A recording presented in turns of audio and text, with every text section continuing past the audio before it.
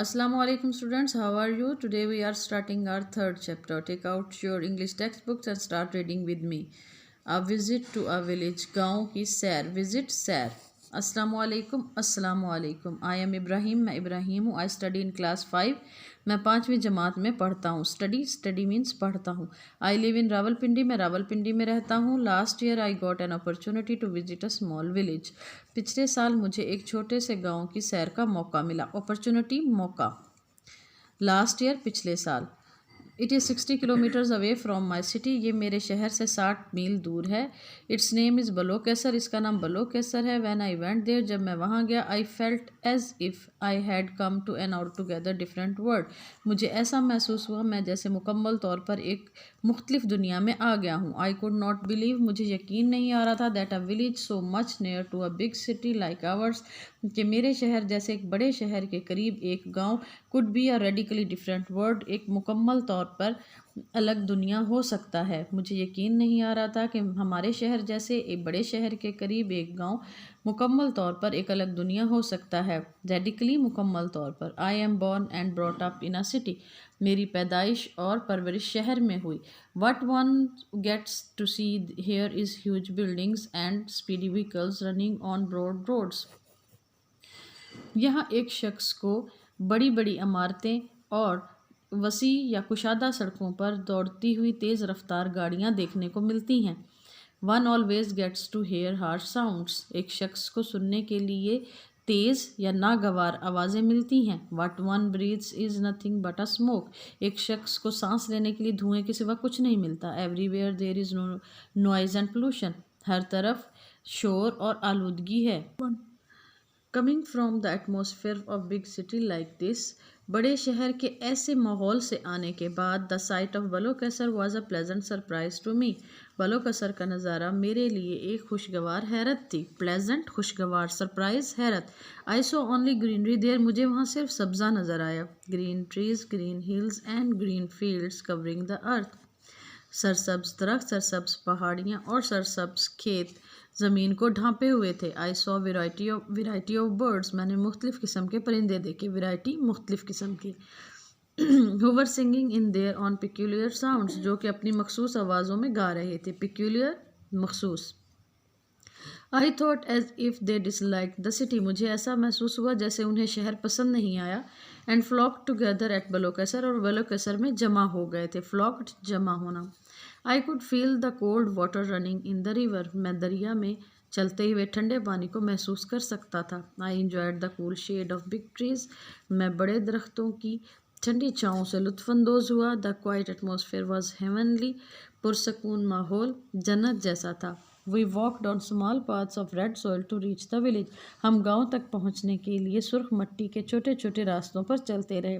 As we reach the village. जो ही हम गांव पहुंचे. I saw eager faces watching us curiously. मैंने पुरशौक चेहरे देखे जो हमें तजस्सुस से देख रहे थे. देवर विलेज वीमेन एंड चिल्ड्रन. वो देहाती औरतें और बच्चे थे. देवर ड्रेस्ड वेरी सिंपली. उन्होंने बहुत सादा लिबास पहने हुए थे. देर वर अबाउट 200 हाउसेज इन बलोकेसर. बलोकेसर में तकरीबन 200 घर थे. They were small and coated with mud mixed with cow dung. वो छोटे छोटे घर थे और मट्टी के अंदर गाय का गोबर मिलाकर उनकी लिपाई की गई थी. Hens were running around. मुर्गियाँ इधर उधर भाग रही थी. Man were taking their ploughs and bulls to the fields. आदमी अपने हलों को और बैलों को खेतों की तरफ लेकर जा रहे थे. Most of the people were farmers. ज़्यादातर लोग किसान थे. दे ओन्ड स्मॉल फार्म्स. उनके छोटे छोटे खेत थे.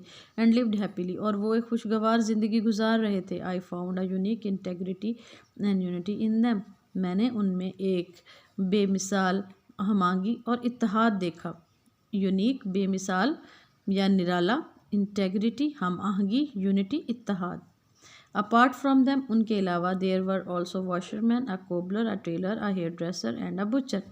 उनके अलावा वहाँ पर धोबी, एक मोची, दर्जी, हजाम और एक कसाई भी था. There was a grocer too. वहाँ एक परचून वाला भी था. Students, these are some difficult words I have taken from the passages that we have read today. Let's read them. Opportunity, मौका, village, गाँव, ऑल टुगेदर मुकम्मल तौर पर, रेडिकली मुकम्मल तौर पर। These both words have same meanings. Speedy तेज़ रफ्तार, harsh सख्त, तेज़ या नाखुशगवार, pollution आलूदगी, pleasant खुशगवार, flocked जमा होना। स्टूडेंट्स ये flocked का जो वर्ड है ये मोस्टली बर्ड्स के लिए ही यूज़ होता है, ये आप इंसानों के जमा होने के लिए नहीं यूज़ कर सकते। हेवनली जन्नत जैसा, क्यूरियसली तजस्सुस से, क्लोज हल, हैप्पीली खुशी से, इंटेग्रिटी हम आहंगी। Students, let's try to make sentences out of some by using some words here.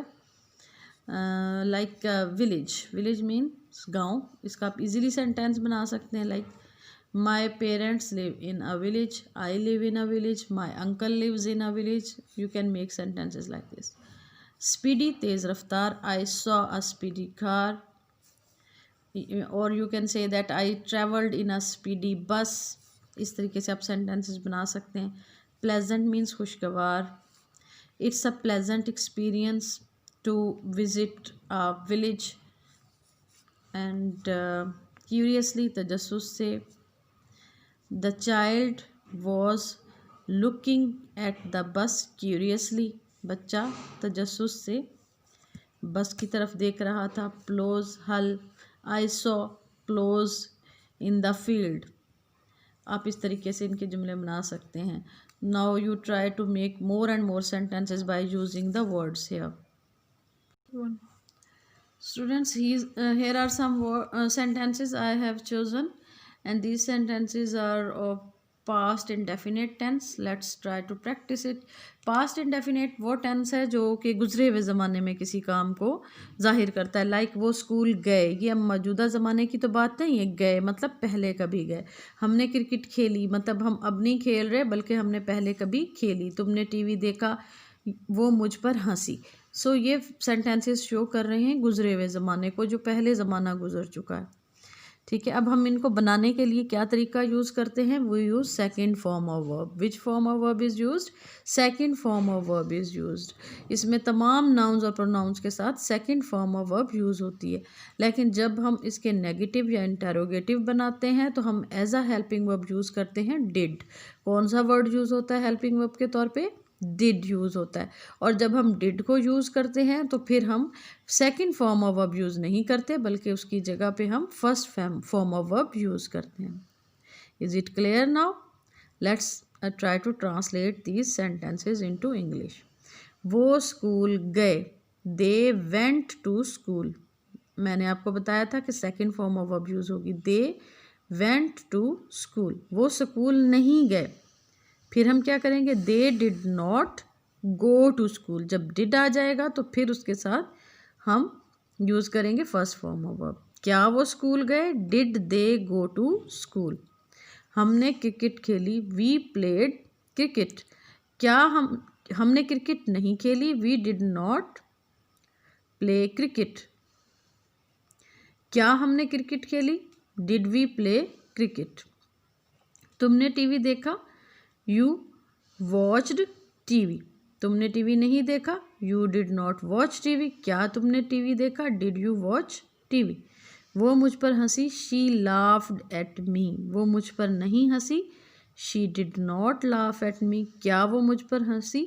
Did she laugh at me. Now I am assigning you some written homework, and in written homework you are supposed to make 5 sentences of past indefinite tense. आपने 5 फ़िक्रे बनाने हैं और वो mixed होने चाहिए। Means उसमें कोई एक इंटेरोगेटिव हो, कोई उसमें नेगेटिव हो, कोई सिंपल हो। आपने 5 बनाने हैं, वो पास्ट इंडेफिनिट के हों, उर्दू में लिखने हैं प्यारे प्यारे करके, फिर उनको इंग्लिश में ट्रांसलेट करना है और स्कूल में सबमिट करवाना है। और इसकी ज़्यादा से ज़्यादा प्रैक्टिस आपने घर पे भी करने की कोशिश करनी है। आई होप कि आपको आज का लेसन समझ आया होगा। अपना बहुत ज़्यादा ख्याल रखिएगा। Thank you. अल्लाह हाफिज़।